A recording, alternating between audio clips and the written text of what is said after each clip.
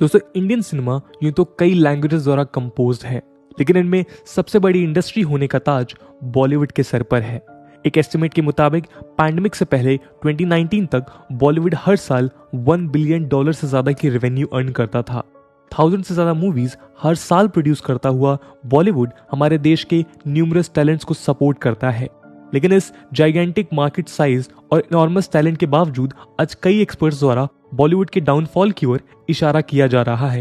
इन experts का मानना है कि बॉलीवुड अपनी इस ग्लोरी को तेजी से खो रहा है, जिसके लिए उसे एक समय पे वर्ल्ड वाइड जाना जाता था। इस फॉल के पीछे लॉकडाउन एक प्रमुख कारण तो है ही, लेकिन और भी ऐसे कई मुद्दे हैं जिन्होंने समय के साथ बॉलीवुड से उसकी ऊंचाइयां छीनी हैं।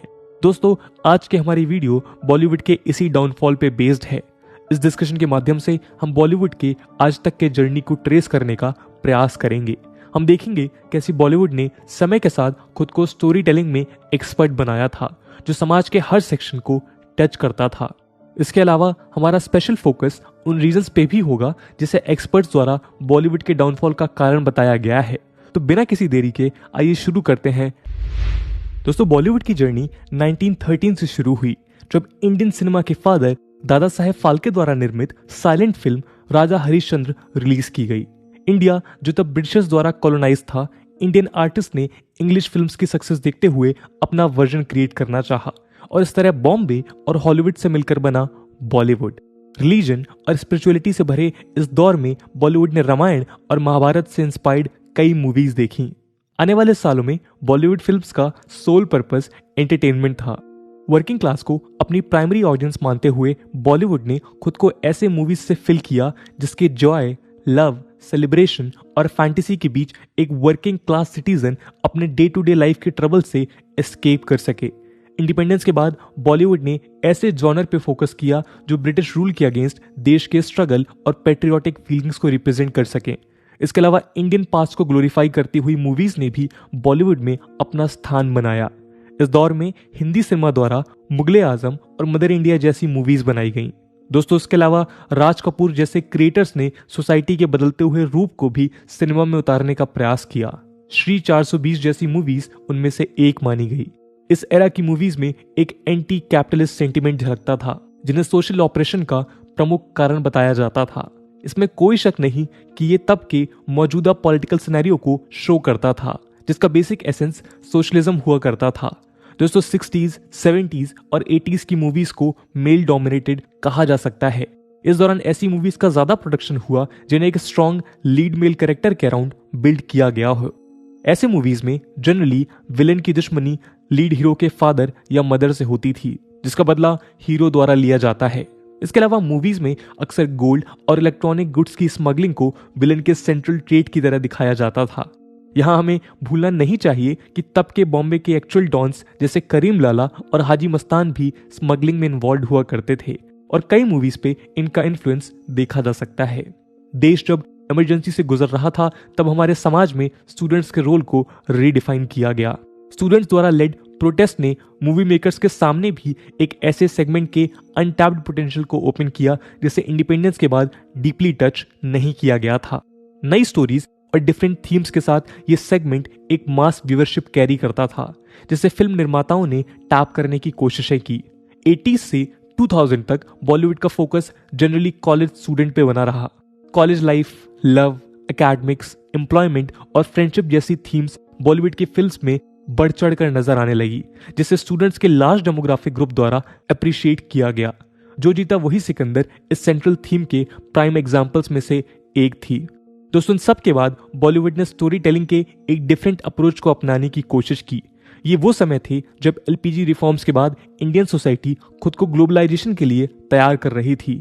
समाज तब ऐसे दौर में था जब लेटर्स को मोबाइल द्वारा रिप्लेस किया जा रहा था।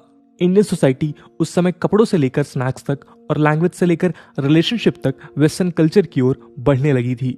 इस दौरान बॉलीवुड में भी हमें मेजोरिटी ऑफ मूवीज के कैरेक्टर्स वेस्टर्नाइज दिखने लगे, लेकिन यहाँ एक असमंजस था।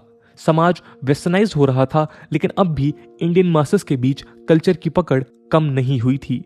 डायरेक्टर्स ने इसे बैलेंस करने के लिए मूवी के वेस्टर्नाइज प्लॉट के बीच ऐसे सॉन्ग्स डेडिकेट करने शुरू किए जिसमें सारे एक्टर्स और एक्ट्रेसेस इंडियन ड्रेस में नजर आए। इन्हें किसी पूजा या वेडिंग सेरेमनी के अराउंड पोर्ट्रे किया जाने लगा। दोस्तों, जहां एक और ग्लोबलाइजेशन ने इंडियन सोसाइटी और फलस्वरूप बॉलीवुड में बदलाव आए, वहीं इंटरनेट और कनेक्टिविटी ने दर्शकों का ध्यान बॉलीवुड से बाहर ले जाना शुरू किया। ये कहा जा सकता है कि अर्ली 2000 से मेजॉरिटी तो नहीं, लेकिन पहले से कंपेयर्ड ज्यादा बॉलीवुड व्यूअर्स अब इंटरनेशनल सिनेमा से बॉलीवुड का कंपैरिजन करने लगे।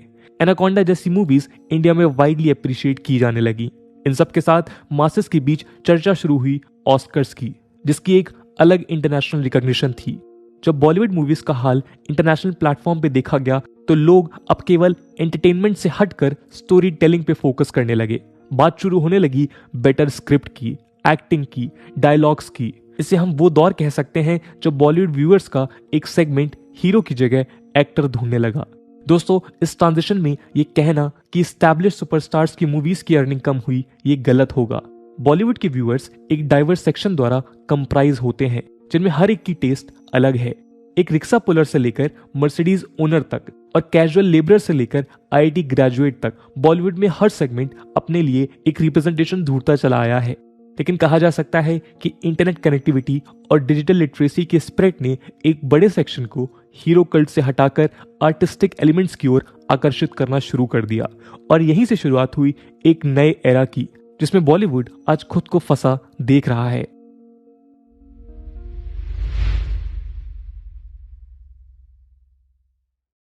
बॉलीवुड को आज जिस नजर से देखा जाता है, उसके पीछे कोई एक कारण नहीं।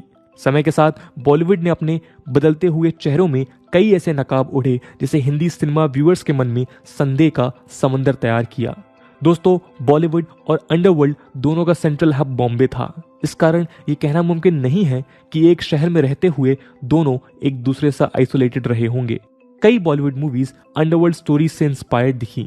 वहीं अंडरवर्ल्ड डॉन्स खुद को बॉलीवुड सेलिब्रिटीज की कंपनी में देखना पसंद करने लगे। आए दिन दोनों में मेल जोल की खबरें अखबारों में छपती रही और आम जनता के लिए ये आम बात बन चुकी थी। समाज का नजरिया दोनों की तरफ बदला 1993 बॉम्ब ब्लास्ट से, जिसने मुंबई समेत पूरे देश को एक इंटेंस शॉक दिया। अब से पहले जो अंडरवर्ल्ड देश के अलग अलग सेक्शंस द्वारा एडमायर किया जाता था, 1993 बॉम्बिंग्स के बाद टेररिज्म से इक्वेट किया जाने लगा। अंडरवर्ल्ड से जुड़े होने के कारण बॉलीवुड के प्रति भी लोगों का नजरिया बदलने लगा। इन्वेस्टिगेटिव एजेंसीज द्वारा शक का इशारा सबसे पहले दाऊद इब्राहिम की तरफ गया और इस बात की उम्मीदें की जाने लगी कि शायद बॉलीवुड भी इससे किसी माध्यम से जुड़ा है। संजय दत्त के अरेस्ट ने लोगों के शक को और मजबूत किया। कुछ ही सालों के अंदर गुलशन कुमार के मर्डर ने फिर से बॉलीवुड और अंडरवर्ल्ड के रिश्तों की बात को सुर्खियों में लाया, जिसने बॉलीवुड के अगेंस्ट ह्यूज बैकलैश जनरेट किया। इन एक्ट्स ने जहां एक और बॉलीवुड सिनेमा के प्रति लोगों का नजरिया बदला, वहीं हिंदी सिनेमा के सुपरस्टार्स आम जनता द्वारा क्रिटिसाइज किए जाते दिखे। दोस्तों, कमर्शियल वर्ल्ड में एक टर्म यूज की जाती है, कल्चरल इंडस्ट्री। ये ऐसी इकोनॉमिक फील्ड का नाम है जिसके तहत कल्चरल गुड्स, एग्जाम्पल के तौर पे movies, songs, idols, images etcetera produce किए जाते हैं। इस फील्ड में यदि एक बार किसी प्रोडक्ट की कल्चरल वैल्यू समझ आ जाए तो मैन्युफैक्चरर्स उसे स्लाइड चेंज के साथ रिप्रोड्यूस करते रहते हैं। बॉलीवुड में इसी ट्रेंड को देखा गया, जहां किसी एक थीम पे बेस्ड मूवी को दर्शकों द्वारा पसंद किए जाने के बाद कई अन्य डायरेक्टर्स ने सिमिलर मूवीज प्रोड्यूस की। इसका सबसे नेगेटिव इम्पैक्ट ये पड़ा कि जहां एक और बॉलीवुड क्रिएटिविटी से दूर होती चली गई, वहीं दर्शक भी सिमिलर थीम की मूवीज से तंग आकर ऑल्टरनेट ऑप्शंस ढूंढने लगे। इसके अलावा समय के साथ बॉलीवुड में कमर्शलाइजेशन फैलता चला गया। सुभाष घाई एक इंटरव्यू में इस कमर्शलाइजेशन पे कमेंट करते हुए बताते हैं कि इंडियन सिनेमा आज कैश ट्रैप इंडस्ट्री बन चुकी है। प्रोड्यूसर्स का मैक्सिमम बजट स्टोरी राइटर्स और डायरेक्टर्स की जगह स्टार्स और मार्केटिंग कंपनीज द्वारा कंज्यूम किया जा रहा है, जिस कारण मूवी की एक्चुअल क्वालिटी में कोई इंप्रूवमेंट नहीं हो रहा। इस कमर्शलाइजेशन के मोह ने एक्टर्स को प्रोड्यूसर्स बना दिया, जो मूवीज में डायरेक्टर्स को डोमिनेट करने लगे। दोस्तों, ये तो बॉलीवुड में कई ऐसी फैमिलीज हैं जिन्होंने generation by generation Indian cinema को अनेक टैलेंट दिए।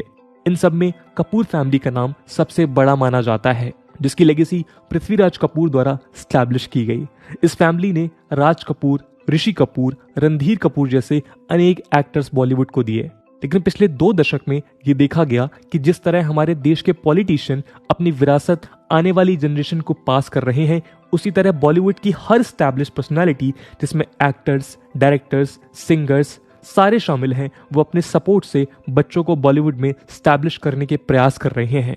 नेपोटिज्म के इस कल्चर में सबसे लीडिंग नेम आया करण जौहर का, जिनके ऊपर ये इल्जाम था कि वो बॉलीवुड स्टार्स के बच्चों को स्पेशल फेवर प्रोवाइड करते हैं।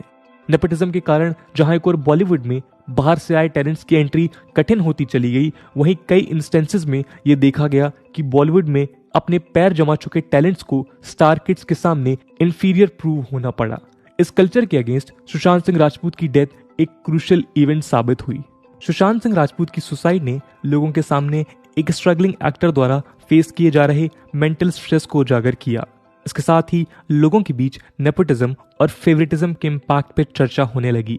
दोस्तों, मीडिया ट्रायल्स को यदि इग्नोर करके भी इस मुद्दे को समझा जाए तो हो सकता है इमीडिएटली ये एक्शन बॉलीवुड के विरुद्ध एक गुस्सा नजर आता हो, लेकिन असलियत में ये बॉलीवुड में क्रिएटिविटी और इक्वल चांस इंश्योर करने की एक बहस थी। सुशांत सिंह राजपूत के बाद समीर शर्मा, आसिफ बसरा, विजय चित्रा जैसे दूसरे सुसाइड्स ने इन डिबेट्स को फर्दर फ्यूल प्रोवाइड किया। सुशांत सिंह राजपूत की सुसाइड ने बॉलीवुड में स्प्रेड ड्रग यूज की न्यूज को भी लाइमलाइट में लाया, जिसे एनसीबी द्वारा लीड किया गया। इस इन्वेस्टिगेशन में कई बड़ी बॉलीवुड सेलिब्रिटीज का नाम सामने आना बॉलीवुड के लिए आम दर्शकों के गुस्से का कारण बना। दोस्तों, इन सब के साथ बॉलीवुड आर्टिस्ट का पॉलिटिकल टर्मोइल में इंडल्ज होना लोगों के डिफरेंस का कारण बना। कंगना रनौत से लेकर स्वरा भास्कर और अनुपम खेर से लेकर अनुभव सिन्हा, सारे बॉलीवुड एक्टर्स ने खुद को किसी न किसी एक आइडियोलॉजी से आइडेंटिफाई किया। ये तो बॉलीवुड और पॉलिटिक्स के बीच के रिश्ते काफी पुराने हैं, लेकिन मॉडर्न ट्रेंड में बॉलीवुड आर्टिस्ट ने खुद को अपनी पैट्रन पॉलिटिकल पार्टी का फ्लैग बेयरर साबित किया। इसका इम्पैक्ट हिंदी बेल्ट की सिनेमा में देखा जा सकता है, जहां एक्टर्स को एक पर्टिकुलर डोमेन असाइन कर दी गई और डायरेक्टर्स भी अपनी पसंदीदा ऑडियंस की पॉलिटिकल आइडियोलॉजी को सर्व करते हुए नजर आए। अंडरवर्ल्ड से लेकर नेपोटिज्म तक और कमर्शलाइजेशन से लेकर ड्रग अब्यूज तक, इन सारे इवेंट्स ने हिंदी सिनेमा के मास व्यूवर्स के बीच बॉलीवुड को लेकर कई डिस्कम्फर्ट जनरेट किए। वो इंडस्ट्री जिसे मासेस द्वारा पैट्रोनाइज किया जाता था, इन जैसे अनेक कारणों से लोगों के क्रिटिसिज्म का शिकार बनी। दोस्तों, बॉलीवुड आज एक क्राइसिस से गुजर रहा है।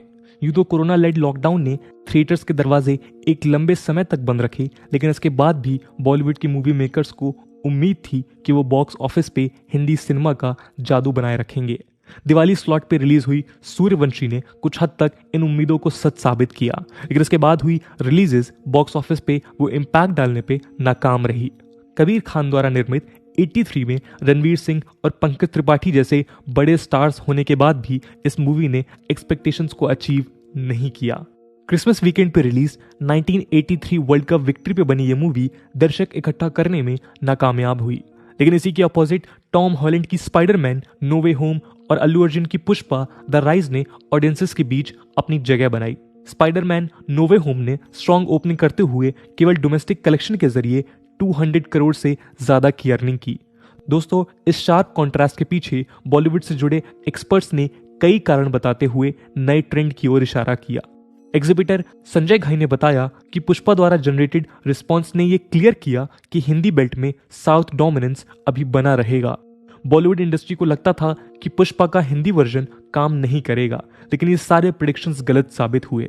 मनोज शाह इस बदलते हुए ट्रेंड को लेकर कहते हैं कि आज बॉलीवुड केवल मल्टीप्लेक्सेस के लिए मूवी बना रही है, जिसका majority of budget movie making में इन्वेस्ट होने की जगह एक्टर्स द्वारा कैप्चर किया जाने लगा है।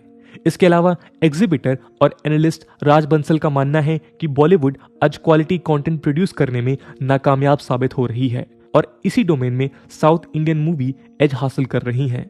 हिंदी स्पीकिंग ऑडियंसेस जिनके बीच साउथ इंडियन स्टार्स कुछ समय पहले अजनबी थे, आज अपने कंटेंट के कारण घर घर में जाने जा रहे हैं, चाहे वो मूवी मास्टर हो या बाहुबली। इसके साथ ही लंबे समय से चले आ रहे साउथ मूवी रीमेक के कल्चर ने भी हिंदी ऑडियंस के बीच ओरिजिनल मूवी के क्रेज को बढ़ाया है। यूं तो साउथ इंडियन रीमेक बॉलीवुड की पुरानी परंपरा रही है, लेकिन हाल के कुछ सालों में इसके ट्रेंड में आने से दर्शकों के बड़े समूह द्वारा बॉलीवुड की क्रिएटिविटी पे सवाल उठाए जाने लगे हैं। दोस्तों, इन सब के अलावा एक्सपर्ट्स इस बात की ओर भी इशारा करते हैं कि लॉकडाउन के दौरान ऑडियंस के टेस्ट में चेंज आया है। जहां एक और किसी समय पे मूवी में हीरो की तलाश की जाती है, वहीं ऑडियंस आज कैरेक्टर को ढूंढती नजर आ रही है। इस शिफ्ट में ओटीटी प्लेटफॉर्म्स का अहम योगदान रहा है, जिन्होंने मासेस के आगे लार्ज वैरायटी सर्व की हैं। ओटीटी प्लेटफॉर्म्स ने ऑडियंसेस के सामने उन चेहरों को पेश किया है जिन्हें बॉलीवुड के बड़े स्क्रीन पे उस इम्पैक्ट के साथ दर्शाया नहीं गया। इसके अलावा कई बॉलीवुड एक्टर्स जिन्हें बड़े पर्दे पे दर्शकों से सराहना नहीं मिली थी, ओटीटी के माध्यम से अपनी पहचान बनाने में कामयाब हुए हैं। दोस्तों, इन सब के अलावा ओटीटी ने व्यूअर्स के सामने वेब सीरीज के कॉन्सेप्ट को भी पेश किया, जिसे अभी तक प्रॉपर्ली टैप नहीं किया गया था। इन सब का क्यूमुलेटिव इम्पैक्ट ये पड़ा कि वो दर्शक जो आज तक किसी भी सुपरस्टार लेड कंटेंट को एक्सेप्ट कर लेता था, अचानक क्वालिटी की डिमांड करने लगा। दोस्तों, बॉलीवुड के लिए केवल इतना कहना कि वो अपना इम्पैक्ट खो रहा है शायद गलत होगा। जहां एक और ओरिजिनल कंटेंट की कमी और दूसरे कारणों से बॉलीवुड पिछले 2 दशकों से डाउनफॉल पे है, वहीं इसी दौरान कई बेहतरीन मूवीज भी बनाई गई हैं। जहां एक और माय नेम इज खान जैसी मूवीज ने इस्लामोफोबिया और रेसिज्म जैसे टॉपिक्स हाईलाइट किए हैं, वहीं पद्मावत ने इन्वेडर्स के अगेंस्ट इंडियन रेजिस्टेंस को शो किया है। इसके अलावा बॉलीवुड ने सोशल इश्यूज पे भी फोकस करने के प्रयास किए हैं। आर्टिकल 15 हो, उड़ता पंजाब हो या फिर पिंक जैसी मूवीज इसका ग्रेट एग्जाम्पल बनी है।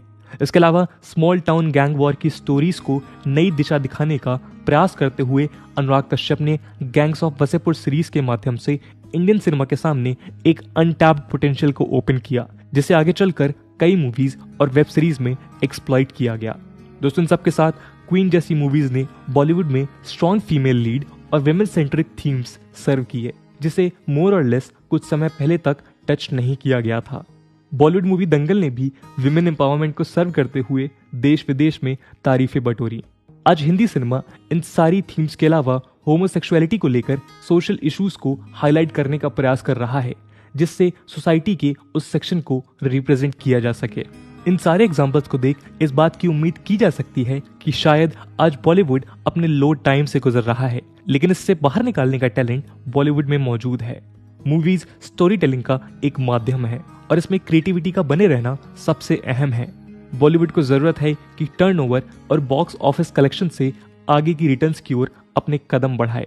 इससे न केवल बॉलीवुड अपनी लॉस्ट ग्लोरी को रिगेन कर पाएगा, बल्कि व्यूअर्स के सामने भी कई सामाजिक सच्चाइयों को रखा जा सकेगा जो रोज की जिंदगी में छुपे रह जाते हैं। तो दोस्तों, ये था एक एनालिसिस बॉलीवुड के लूजिंग श्राइन के ऊपर। इस मुद्दे को लेकर आपका क्या ओपिनियन है, प्लीज कमेंट सेक्शन में बताइएगा। आज की वीडियो के लिए इतना ही। आई होप आपको वीडियो पसंद आई होगी, और अगर पसंद आई है तो अपने दोस्तों के साथ शेयर करना मत भूलिएगा। हम मिलते हैं अगले वीडियो में, तब तक के लिए जय हिंद, जय भारत।